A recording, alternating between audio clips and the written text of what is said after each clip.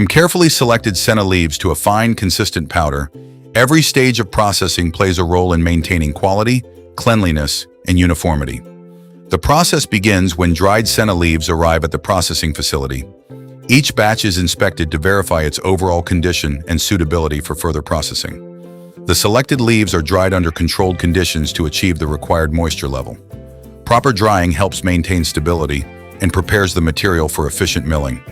Once adequately dried, the senna leaves are transferred to an industrial milling system.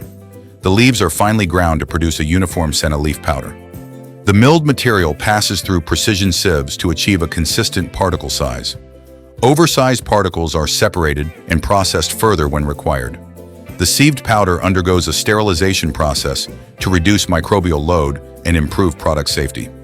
Every batch is rigorously tested for heavy metals, microbial safety, and nutritional value in our quality control process, ensuring it meets our international quality standards. Finally, our organic senna leaf powder is transferred to the packing and storage area and exported worldwide.